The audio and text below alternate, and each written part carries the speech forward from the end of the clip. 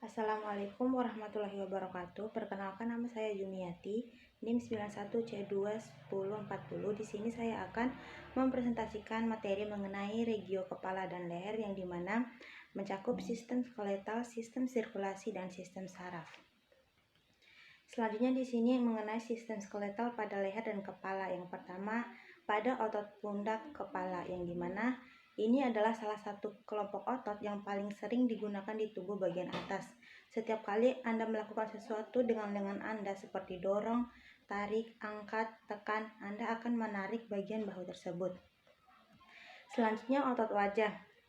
Otot wajah merupakan otot lurik yang menghubungkan kulit wajah dengan tulang tengkorak untuk menjalankan fungsi penting dalam kehidupan sehari-hari, yang dimana termasuk pengunyahan dan ekspresi emosi.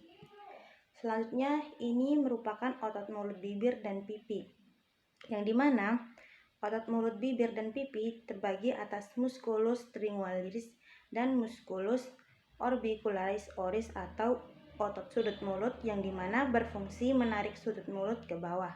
Musculus quadratus labii superior, otot bibir atas, mempunyai origio pinggir lekuk mata menuju bibir atas dan hidung.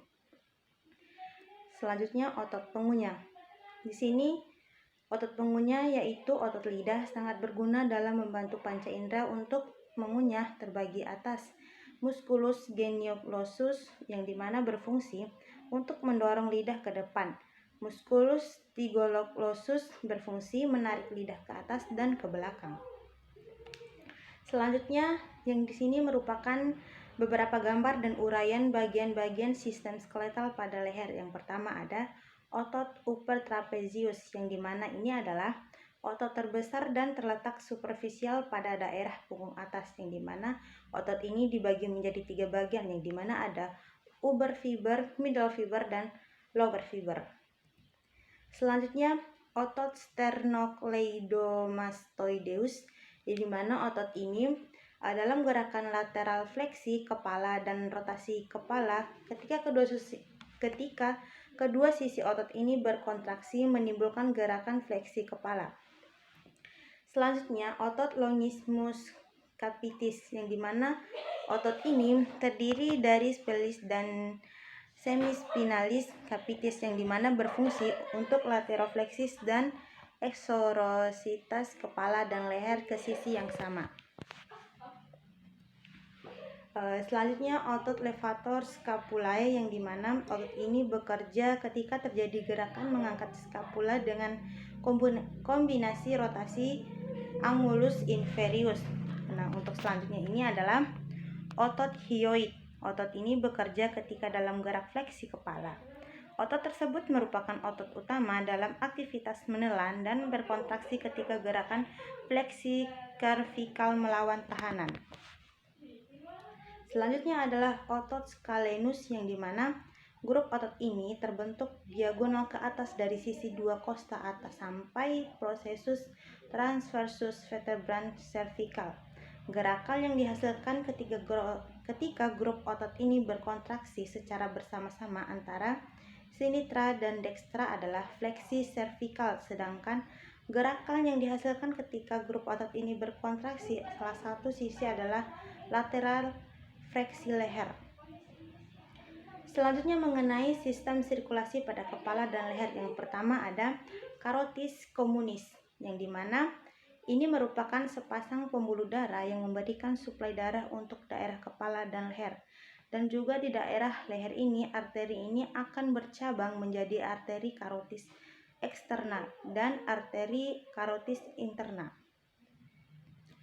Selanjutnya sinus caroticus, yang dimana dalam anatomi manusia, sinus carotis adalah area yang melebar di dasar arteri carotis interna, tepat di atas percabangan carotis interna dan carotis eksterna, yang dimana setinggi batas superior cartilago thyroid.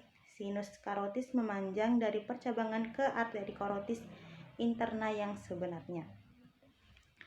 Selanjutnya ada glomus caroticum atau carotid body, yang dimana badan karotis adalah sekelompok kecil sel kemoreseptor dan sel sustentakular pendukung yang terletak di percabangan setiap arteri karotis komunis di dalamnya adventitia, yang dimana badan karotis mendeteksi perubahan komposisi darah arteri yang mengalir melaluinya, terutama tekanan parsial oksigen arteri, tetapi juga karbon dioksida. Ia juga sensitif terhadap perubahan pH darah dan suhu. Selanjutnya ada karotis eksternal. Arteri karotis eksternal adalah arteri utama di kepala dan leher. Ini muncul dari arteri karotis komunis ketika terbagi menjadi arteri karotis eksternal dan internal. Arteri karotis eksternal memasuk darah ke wajah dan leher. Arteri karotis eksternal dimulai dari batas atas tulang rawan tiroid dan melengkung berjalan ke depan dan ke atas, dan kemudian condong ke belakang hingga ke ruang di belakang leher mandibula, yang dimana ia terbagi menjadi arteri temporalis superficial dan arteri maxillaris di dalam kelenjar parotis. Selanjutnya mengenai karotis internal, yang dimana ini adalah dua pembuluh darah arteri di leher yang menyalurkan pasokan darah ke otak. Endapan ini disebut plak. Plak terdiri atas lemak, kolesterol, protein, dan materi lain yang membuat dinding arteri menjadi keras dan kaku. Selanjutnya subclavia, yang dimana arteri subclavia adalah arteri utama berpasangan di dada bagian atas, di bawah klavikula. Mereka menerima darah dari lengkungan aorta. Arteri subclavia kiri memasuk darah ke lengan kiri dan arteri subclavia kanan memasuk darah ke lengan kanan, dengan beberapa cabang memasuk darah ke kepala dan dada. Selanjutnya mengenai sistem saraf pada kepala dan leher. Yang pertama adalah sistem saraf pusat atau yang terletak pada otak. Yang pertama ada di otak depan atau prosencephalon, yang dimana ini adalah terdiri dari telencephalon yang berfungsi sebagai pengontrol perilaku, menerima dan merespon rangsangan, dan diencephalon yang berfungsi sebagai pusat penerus impulsasensori atau talamus, pusat koordinasi sistem saraf autonom atau hipotalamus. Selanjutnya adalah otak tengah atau mesencephalon, yang dimana ini adalah area otak yang menghubungkan otak depan dan otak belakang. Fungsi otak tengah adalah untuk mengontrol respon penglihatan, pendengaran, gerakan bola mata, dan dilasi pupil, gerakan motorik, kewaspadaan, serta mengatur suhu tubuh. Dan yang terakhir adalah selanjutnya ada otak belakang atau rhombencephalon. Otak belakang atau rhombencephalon tersusun atas bagian otak kecil atau cerebrum, pons varoli, dan medulla oblongata atau sumsum lanjutan. Otak kecil merupakan pusat regulasi motorik, yaitu dengan mengontrol aktivitas otot dan mengatur keseimbangan tubuh. Yang selanjutnya adalah mengenai sistem saraf perifer, yang dimana yang pertama ada sistem kranial.